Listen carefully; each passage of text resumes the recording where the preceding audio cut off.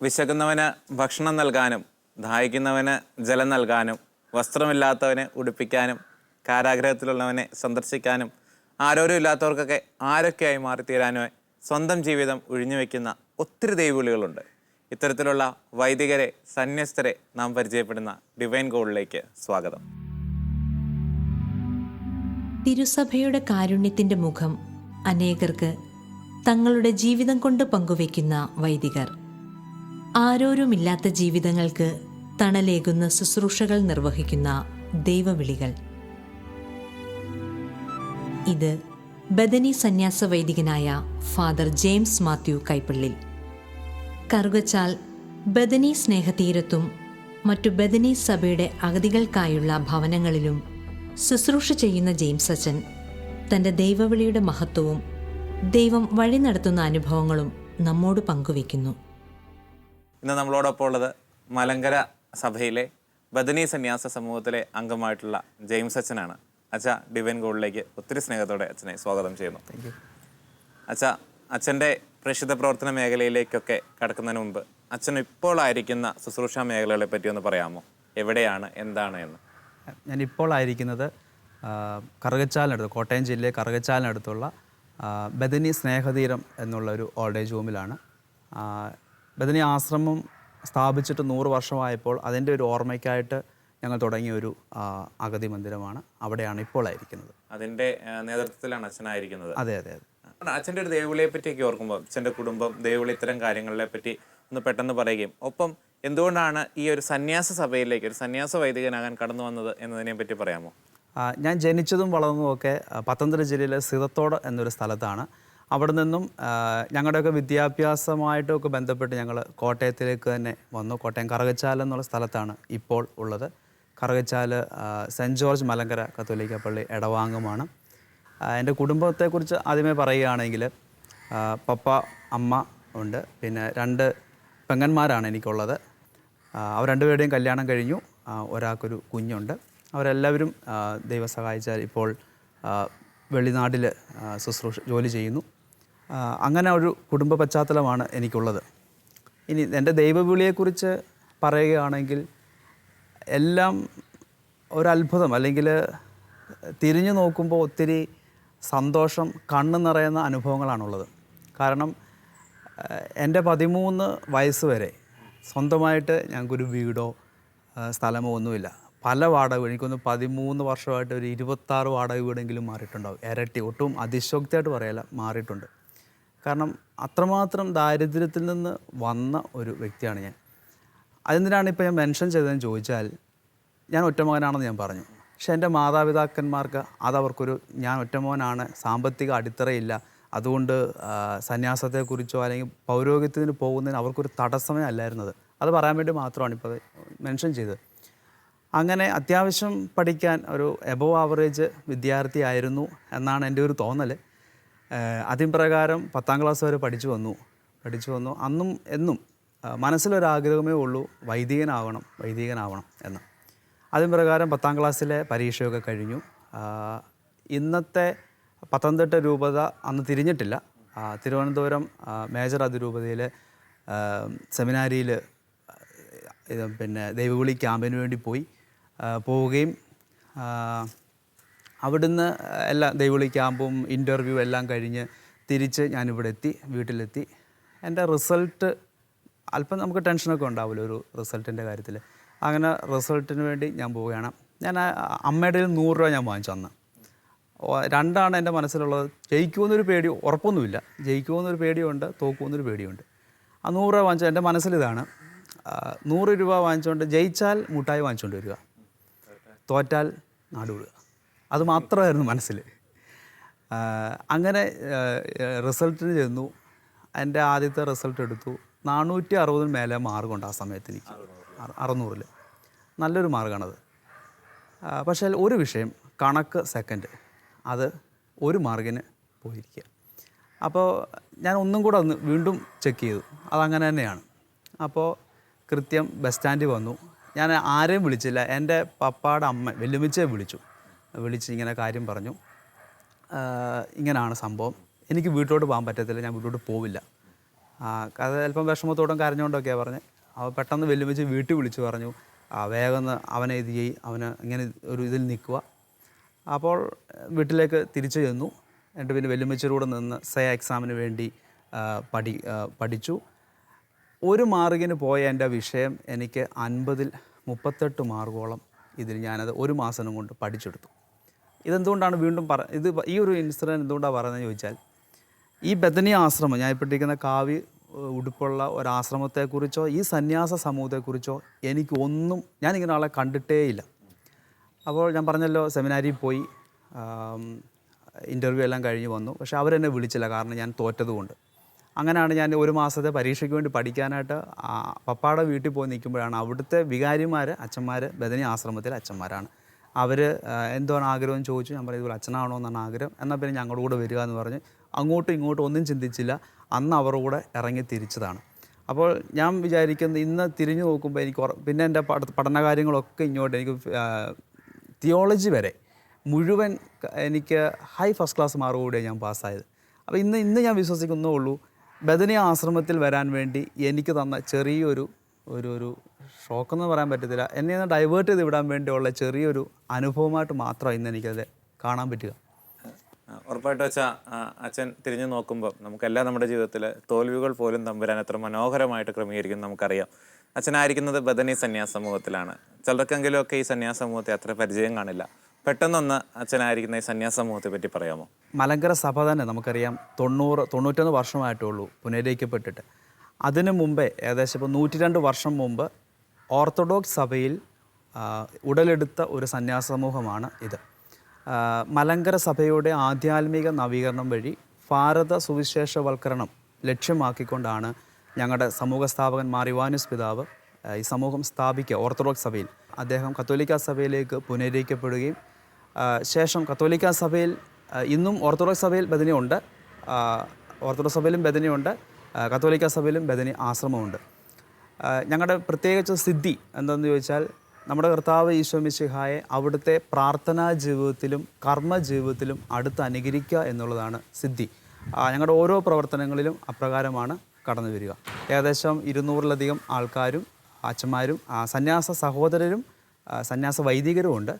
2 പ്രോവിൻസുകളായിട്ട് ഏകദേശം 200-ലധികം അംഗങ്ങളും ഏകദേശം 50-ലധികം ആശ്രമങ്ങളും ആയിട്ട് ഇന്ന് സുവിശേഷവൽക്കരണ ഇങ്ങനെ ഒരുപാട് സ്ഥലങ്ങളിൽ ശുശ്രൂഷ ചെയ്യുന്ന ഒരു സന്യാസ സഭയിൽ അച്ഛനായിരിക്കുന്നു. പെട്ടെന്ന് അച്ഛൻ്റെ ഒരു വൈദിക പഠനത്തെ പറ്റി ഓർക്കുമ്പോൾ എവിടെയായിരുന്നു, എങ്ങനെയായിരുന്നു എന്നൊന്ന് പറയാമോ? അതും എല്ലാവരും ഒരു പക്ഷെങ്കിൽ കുടുംബത്തിൽ നിന്ന് ഒത്തിരി പൗരോഹിത്യ ബാക്ക്ഗ്രൗണ്ടൊക്കെ ഉള്ളവരുണ്ടാവും. എന്നെ സംബന്ധിച്ചിടത്തോളം അങ്ങനെയുമില്ല. ഞാൻ കേട്ടിട്ടുണ്ട്, നൂറ്റാണ്ടുകളുടെ പ്രാർത്ഥനയുടെ ഫലമാണ് ഒരു പൗരോഹിതനൊക്കെ, അല്ലെങ്കിൽ ഒരു പൗരോഹിത്യം അല്ലെങ്കിൽ സന്യാസ വിളി എന്നൊക്കെ പറയുന്നത്. അപ്പോൾ അനേകരുടെ പ്രാർത്ഥനയുടെ, എൻ്റെ കുടുംബത്തിൽ നിന്നുള്ള പ്രാർത്ഥനയുടെ ഫലമായിരുന്നു ഞാൻ. അതിന് മുമ്പ് എനിക്കങ്ങനെ, എൻ്റെ കുടുംബത്തിൽ അങ്ങനെ ആരുമില്ല. അപ്പോൾ അതുകൊണ്ട് തന്നെ വലിയ കൊട്ടിയ ആഘോഷങ്ങളൊന്നും ഇല്ലാതാണ് എൻ്റെ പപ്പ മാത്രം ഒരു ബസ്സിൽ ഞങ്ങൾ 2 പേരും കൂടെ കയറി ഒരു നൈക്കിൻ്റെ ബാഗും പിടിച്ചുകൊണ്ട് ഈ ആശ്രമത്തിൽ, തിരുവല്ല ആശ്രമത്തിൽ തന്നെയാണ് കടന്നു വരുന്നത്. അവിടുന്ന് ഈ തിരുവല്ല ആശ്രമത്തിൽ ഫസ്റ്റ് ഇയർ പൂർത്തിയാക്കി +1 +2 ബത്തേരി, സുൽത്താൻ ബത്തേരിയിലുള്ള ആശ്രമത്തിൽ +1 +2 പൂർത്തിയാക്കി. സ്മിയാസ് കോളേജിലാണ് അവിടെ പഠിച്ചത്. ശേഷം നോവിഷ്യേറ്റ് ഞങ്ങളുടെ ആലുവ അശോകപുരത്തുള്ള ആശ്രമത്തിൽ 1 വർഷം പൂർത്തിയാക്കി. അതിനുശേഷം റീജൻസി കാലഘട്ടം റാന്നി ആശ്രമത്തിലും അടിമാലി ആശ്രമത്തിലുമായിട്ട് പൂർത്തിയാക്കി. ഫിലോസഫി മംഗലപ്പുഴ സെമിനാരിയിലും തിയോളജി നമ്മുടെ പൂന പേപ്പർ സെമിനാരിയിലും പൂർത്തിയാക്കി. അങ്ങനെ വിവിധ സ്ഥലങ്ങളിൽ അച്ഛനിപ്പോൾ ഏകദേശം ഒരു 6-7 സ്ഥലങ്ങളുടെ പേരുകൾ പറഞ്ഞു. അവിടെയൊക്കെയായി പഠനം പൂർത്തിയാക്കി വൈദികനാവുകയാണ്. പുരോഹിതൻ്റെ ജീവിതത്തിലെ ഏറ്റവും ഭംഗിയുള്ള ദിവസം, സ്വർഗ്ഗം ഇറങ്ങി വരുന്ന ദിവസം. എല്ലാ വിശുദ്ധ കുർബാനയിലും സ്വർഗ്ഗം ഇറങ്ങി വരുന്നുണ്ട്. എങ്കിൽ പോലും പുരോഹിതന് ഏറ്റവും അധികം സന്തോഷിക്കുന്ന ദിവസം, ആദ്യമായിട്ട് വൈദികനാകുന്ന, ബലിയർപ്പിക്കുന്ന ദിവസമാണ്. അച്ഛൻ്റെ ആ ദിവസത്തെ പെട്ടെന്ന് ഓർത്തെടുക്കുമ്പോൾ എങ്ങനെ തോന്നുന്നു? ഇന്നും ഓർക്കുമ്പോൾ അതും ഇപ്പം എൻ്റെ ദൈവവിളിയെക്കുറിച്ച് പറഞ്ഞ പോലെ തന്നെ അതും മറ്റൊരു അത്ഭുതമാണ്. മലങ്കര കത്തോലിക്ക സഭയിൽ ഒരുപക്ഷെ ആദ്യമായിട്ടായിരിക്കും ഇത്രയും ആഘോഷപൂർവമായ ഒരു പട്ടാഭിഷേകം നടക്കുക. ഞങ്ങൾ ബാച്ച് 23 പേരുണ്ട്. 23 പേരുടെയും പട്ടം ഒരേ വേദിയിൽ വെച്ച് 3 അൾത്താരയിൽ 3 പിതാക്കന്മാർ നടത്തിയ ഒരു വലിയൊരു സംഭവം. മലങ്കര സഭയിലെ തന്നെ ബദനി ആശ്രമത്തിൻ്റെ തന്നെ വലിയൊരു സംഭവമാണ്. അതുകൊണ്ട് ഒരിക്കലും ഈ ഒരു കാലഘട്ടത്തിലുള്ളവരാരും അധികം അതിന് മറക്കാനായിട്ട് സാധ്യതയുള്ള ഒരു ദിവസമല്ല. അതുപോലെ പിന്നെ ഞങ്ങളൊക്കെ ഉണ്ട്, ഞങ്ങൾക്ക് പട്ടം കിട്ടിയിട്ട് ആ ദിവസമല്ല വിശുദ്ധ കുർബാന അർപ്പിക്കുക, വരും ദിവസങ്ങളിലാണ്. ഞങ്ങൾ ഇത്രയും പേര് 23 പേരുള്ളത് കൊണ്ട് തന്നെ എൻ്റെ പുത്തൻ കുർബാന നടക്കുന്നത് 8 ദിവസം കൂടെ കഴിഞ്ഞിട്ടാണ്.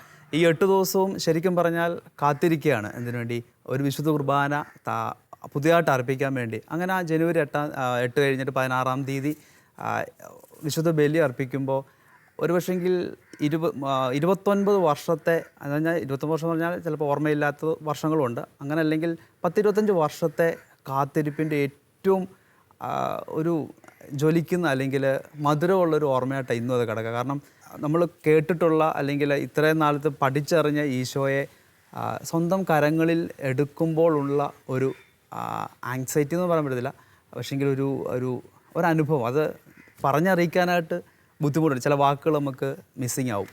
എന്തുകൊണ്ടാണ് ഒരു വൈദികനായത്, എന്തിനാണ് ഒരു വൈദികനായത് എന്ന് ഒരു ജനറൽ ഓഡിയൻസിൻ്റെ ഭാഗത്തു നിന്ന് ഒരാളായിട്ട് ഞാൻ ചോദിക്കുവാണെങ്കിൽ അച്ഛൻ എന്തായിരിക്കും മറുപടി? അത് നമ്മുടെ ഈ പ്രോഗ്രാമിൻ്റെ തുടക്കത്തിൽ തന്നെ സഹോദരൻ പറഞ്ഞ പോലെ തന്നെ ആർക്കും ഇല്ലാത്തവർക്ക് ആരെങ്കിലുമൊക്കെ ആവുക, അത് ദൈവജനത്തിൻ്റെ ഭാഗമായിട്ട് വരും. വിളിച്ചവനോട് കൂടെ ആയിരിക്കാനുള്ള ഒരാഗ്രഹം, അല്ലെങ്കിൽ മറ്റൊന്നും വേണ്ട, ജീവൻ തന്നവന് ജീവൻ തിരിച്ചു കൊടുക്കുക, അല്ലെങ്കിൽ ജീവിതം മുഴുവൻ തിരിച്ചു കൊടുക്കുക എന്നുള്ള ചിന്ത മാത്രമേ പെട്ടെന്ന് മനസ്സിലേക്ക് കടന്നു വരുന്നുള്ളൂ. ഈ ആർക്കും ഇല്ലാത്തവന് ആരൊക്കെയായി മാറാനായിട്ടുള്ള ആഗ്രഹത്തോടുകൂടി വൈദികനായ അച്ഛന് ഇപ്പോൾ എനിക്ക് തോന്നുന്നു പട്ടം കഴിഞ്ഞിട്ട് ഏകദേശം 3 വർഷം കഴിഞ്ഞ് 4 വർഷത്തിലേക്ക് പ്രവേശിക്കുമ്പോൾ ഇപ്പോൾ അച്ഛൻ എങ്ങനെ അത് ഫീൽ ചെയ്യുന്നു, അതിന് സാധിക്കുന്നുണ്ടോ എന്നുള്ളത് അച്ഛൻ്റെ കഴിഞ്ഞു പോയ കാലഘട്ടത്തെ ഒന്ന് ഓർത്തെടുത്തതെന്ന് പറയാമോ? ഇപ്പോൾ ഈ ചോദ്യത്തിൻ്റെ തുടക്കത്തിൽ തന്നെ ഉണ്ട്, ആർക്കും ഇല്ലാത്ത അല്ലെങ്കിൽ ആരും ഇല്ലാത്ത ആർക്കെങ്കിലുമൊക്കെ എന്തെങ്കിലും ആയിത്തീരാനുള്ളൊരു ജീവിതം. എൻ്റെ റീജൻസി കാലത്ത് ഈ ഒരു ചിന്ത തന്നെ എൻ്റെ മനസ്സിലേക്ക് വന്നു. റീജൻസി സമയത്ത് ഒക്കെ ദൈവം നടത്തുന്ന ഒരു അനുഭവമായിട്ടാണ് ഇപ്പോൾ തോന്നുക. റീജൻസിയുടെ സമയത്ത് ഞാൻ അടിമാലി ആശ്രമത്തിലായിരുന്നു എന്ന് പറഞ്ഞു. അതൊരു ധ്യാനാശ്രമമാണ്. അപ്പോൾ അതിൻ്റെ സെറ്റപ്പും കാര്യങ്ങളൊക്കെ വേറെ, നമ്മളൊരു ചില സമയത്തെങ്കിലും ഒറ്റപ്പെട്ട ഒരു ഫീലിംഗ് നമുക്ക് തോന്നും. അങ്ങനെ ഇരിക്കുന്ന ഒരു സമയത്ത് ഒരു രാത്രിയിൽ എൻ്റെ ഒരു കൂട്ടുകാരൻ വിളിച്ചപ്പോൾ ഞാൻ ഇങ്ങനെ തന്നെയാണ് പറഞ്ഞത്, എന്തുവായാലും നിങ്ങളാരുമില്ല, ഇനി ഞാൻ എൻ്റെ ജീവിതം മുഴുവൻ ആരും ഇല്ലാത്തവർക്ക് വേണ്ടി അങ്ങ് ജീവിക്കാൻ പോവാം. പക്ഷേ അന്നൊരു വാക്കും കൂടെ പറഞ്ഞത്, ആരും ഇല്ലാത്ത കുഞ്ഞുങ്ങൾക്ക് വേണ്ടി ഞാൻ ജീവിക്കാൻ പോകാമെന്നൊരു വാക്കാണ് ഞാൻ പറഞ്ഞത്. 1 മാസം കൂടെ കഴിഞ്ഞിട്ട് ഞങ്ങളുടെ റീജൻസിയുടെ ഹാഫ് സമയം 6 മാസം കഴിഞ്ഞു. ഞങ്ങളുടെ ഇവാലുവേഷനൊക്കെ കഴിഞ്ഞിട്ട് അടുത്ത അപ്പോയിൻമെൻറ്റ് എനിക്ക് കിട്ടുന്നത് ഞാൻ ഒരിക്കലും പ്രതീക്ഷിക്കാതെ, ഞങ്ങളുടെ ആശ്രമത്തിൽ ആകെപ്പാടെ ഉള്ളത് ഒരു ചിൽഡ്രൻസ് ഹോമാണ് ഉള്ളത്. എനിക്ക് അപ്പോയിൻമെൻറ്റ് റാന്നി ചെറുകുളഞ്ഞിയിലുള്ള ആ ബാലഭവനിലേക്കാണ്. അവിടെ നിന്ന് ഞാൻ 10 ദിവസത്തെ ഒരു ക്രിസ്റ്റീൻ്റെ ഒരു ധ്യാന കേന്ദ്രത്തിൽ ഒരു ആനിമേറ്റർ പ്രോഗ്രാമിന് വേണ്ടി പോകുന്നുണ്ട്. അപ്പോൾ ആ ഒരു സമയത്ത് മുഴുവനും ഈ ഒരു എന്ന് പറഞ്ഞാൽ ഈ ഒരു ശുശ്രൂഷ മേഖലയിലേക്ക് പതുക്കെയെങ്കിലും ഞാൻ അറിയാതെ തന്നെ ദൈവം എന്നെ കൈപിടിച്ച് നടത്തുകയായിരുന്നു. അവിടെ നിന്ന് പട്ടം കിട്ടി കഴിഞ്ഞ് വരുമ്പോൾ എൻ്റെ ആദ്യത്തെ അപ്പോയിൻമെൻറ്റ് വരുന്നത് ഞങ്ങൾക്ക് തിരുവല്ല കവിയൂർ കോട്ടൂരൊരു അഗതി മന്ദിരമുണ്ട്, ആരോരുമില്ലാത്ത അമ്മച്ചിമാരെ നോക്കുന്ന അഗതി മന്ദിരം. എൻ്റെ ആദ്യത്തെ ശുശ്രൂഷ ഞാൻ അവിടെ നിന്നാണ് തുടങ്ങുന്നത്. ശേഷം വീണ്ടും ഞങ്ങൾക്ക് മറ്റൊരു ഓൾഡ് ഏജ് ഹോം തിരുവല്ലയിലുണ്ട്, നമ്മളിപ്പോൾ ആയിരിക്കുന്ന ഈ സ്ഥലം. ഇവിടേക്ക് വന്നു. ഇവിടെ നിന്ന് ഇപ്പോൾ 3ാമത്തെ അപ്പോയിൻമെൻറ്റ് ഞങ്ങൾക്ക് 3ാമത്തെ ഒരു ഓൾഡ് ഏജ് ഹോം ഉണ്ട്, അവിടെ ആയിരിക്കുന്നു. അപ്പോൾ ഞാൻ അന്ന് റീജൻസിയുടെ സമയത്ത് ചുമ്മാ ഒരു കൂട്ടുകാരനോട് പറഞ്ഞ അതേ വചനം ഇന്ന് ഒരു 10 വർഷം കഴിയുമ്പോഴും അങ്ങനെ തന്നെ നിലനിൽക്കുന്നു, ഒരു മാറ്റവും ഇല്ലാതെ. അതായത് അച്ഛൻ്റെ സഭയിലെ വൈദികർക്ക് പല ശുശ്രൂഷകളുണ്ട് അല്ലേ, പല വിദ്യാഭ്യാസം ഉൾപ്പെടെ, ആതുര ശുശ്രൂഷ ഉൾപ്പെടെ, മിഷൻ ഉൾപ്പെടെ പല ശുശ്രൂഷകളുണ്ടാകും. പക്ഷേ അച്ഛൻ ആഗ്രഹിച്ച ആ കാര്യം അല്ലെങ്കിൽ വെറുതെ പറഞ്ഞൊരു കാര്യം തന്നെയാണ് ഇപ്പോഴും അച്ഛൻ, അതുമായി ബന്ധപ്പെട്ട് തന്നെയാണ് അച്ഛൻ്റെ എല്ലാ അപ്പോയിൻമെൻറ്റുകളും വരുന്നത്. അവിടെ എല്ലാ ഒരു തമ്പുരാൻ്റെ സ്പർശമുണ്ട്. അച്ഛൻ ചേർത്ത് ചോദിക്കട്ടെ, അച്ഛൻ ഈ ഒരു old age home, children's home ഇതിനോടൊക്കെ ചേർന്ന് പ്രവർത്തിക്കുന്ന ആളായതുകൊണ്ട് ഇത്തരത്തിലുള്ള ആരുമില്ലാത്ത മനുഷ്യർക്ക് നമ്മുടെ സഭ നൽകുന്ന, ഞാൻ ഒരു ഹോമിനെ എടുത്തല്ല ചോദിക്കുന്നത്, പലരും അറിയില്ലാത്തൊരു കാര്യമാണത്, സഭ എത്രമാത്രം ഇവരുടെ ഒപ്പം ആയിരിക്കുന്നു എന്ന് പറയാമോ? ഞാനതൊരു അച്ഛൻ്റെ ആശ്രമത്തെയോ അല്ലെങ്കിൽ മലങ്കര സഭയോ സിറോ മലബാർ സഭയെന്നോ കത്തോലിക്ക സഭ എന്നൊന്നുമല്ല, കത്തോലിക്ക സഭ ഇത്തരത്തിലുള്ള മേഖലയിൽ നൽകുന്ന ശുശ്രൂഷ എന്താണ്? ഈ ഒരു ചോദ്യത്തിന് ഉത്തരം പറയുമ്പോൾ ഞാനായിരിക്കുന്ന സന്യാസ സമൂഹത്തിൻ്റെ സിദ്ധിയും തന്നെ ഒന്ന് തുടങ്ങാം. ഞാൻ പറഞ്ഞു, ഞങ്ങളുടെ സന്യാസ സമൂഹത്തിൻ്റെ സിദ്ധി നമ്മുടെ കർത്താവായ ഈശോമിശിഹായെ അവിടുത്തെ പ്രാർത്ഥനാ ജീവിതത്തിലും കർമ്മ ജീവിതത്തിലും അനുകരിക്കുക എന്നുള്ളത്. നമുക്കറിയാം ഈശോ പ്രവർത്തിക്കുക മാത്രമല്ല ചെയ്തത്, ആ പ്രവർത്തനയ്ക്ക് മുമ്പ് ഒരു പ്രാർത്ഥനയുടെ ഒരു നമുക്കറിയാം ജനങ്ങളിൽ നിന്നൊക്കെ മാറി പോയി പ്രാർത്ഥിക്കുന്ന ഒരു ഈശോയും കൂടെ നമ്മൾ കാണുന്നുണ്ട്. ശേഷമാണ് അവന് ജനങ്ങളുടെ ഇടയിലേക്ക് ഇറങ്ങുക.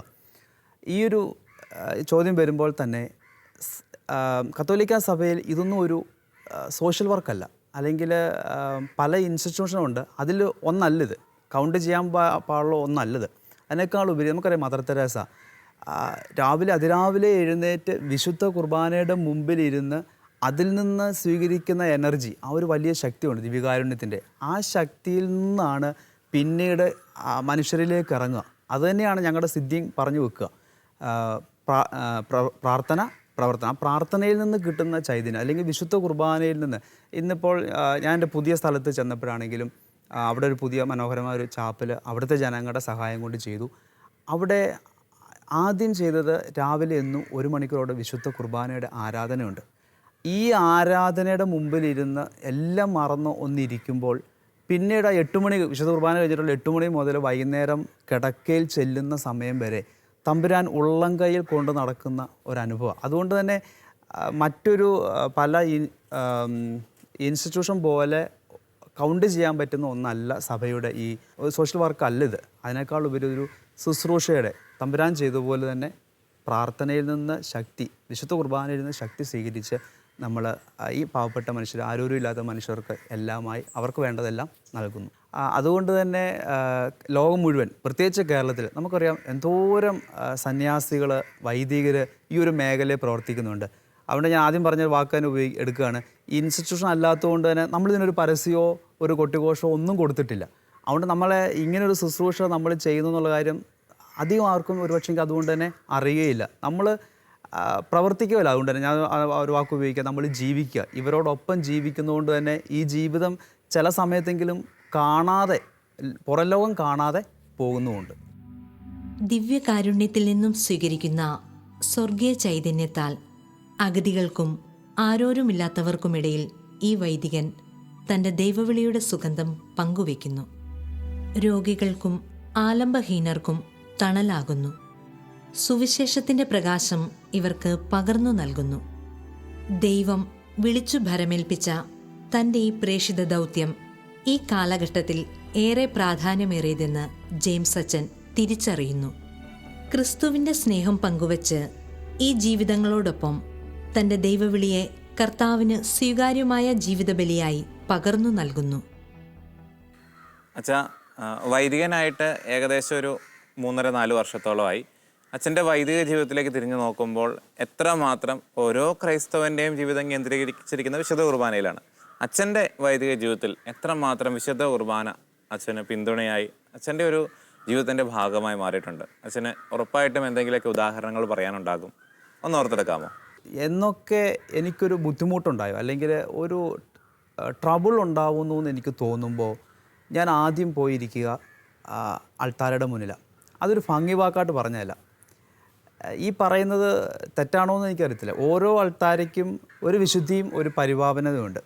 പക്ഷേങ്കിൽ ചില അൾത്താരെ ഞാൻ ശരിക്കും പ്രണയിച്ചിട്ടുണ്ട്. ആ വാക്ക് ഉപയോഗിച്ചാൽ എനിക്കറിയത്തില്ല. കാരണം +1 +2 സെമിനാരിയിലായിരുന്നു പഠിക്കുമ്പോൾ ബത്തേരി ആശ്രമത്തിലാണ്. അവിടുത്തെ ആശ്രമത്തിൻ്റെ അൾത്താരയെന്ന് പറയുന്നത്, വിശുദ്ധ ബലി അർപ്പിക്കുന്ന അൾത്താരയെന്ന് പറയുന്നത് ഒരു ഡെസ്ക്കാണ്. ഡെസ്കിനെ ചിത്തോലയിട്ട് മറച്ചേക്കുന്നേ ഉള്ളൂ. പക്ഷെ ഞാൻ അവിടെ നിന്ന് പോരുമ്പോൾ ഞാൻ ഏറ്റവും കൂടുതൽ കരഞ്ഞത് ആ അൾത്താരയിൽ നിന്ന് വിട്ടുപോകാൻ വേണ്ടിയാണ്. അതുപോലെ 1-2 അനുഭവങ്ങളെ പിന്നെ എനിക്ക് ഉണ്ടായിട്ടുള്ളൂ. പക്ഷെ അത് ചില അൾത്താരോട് പോലും ഒരു പ്രണയമുണ്ട്. അപ്പോൾ എല്ലാ അൾത്താരയ്ക്കും അതിൻ്റെ പരിപാലനതയുണ്ട്.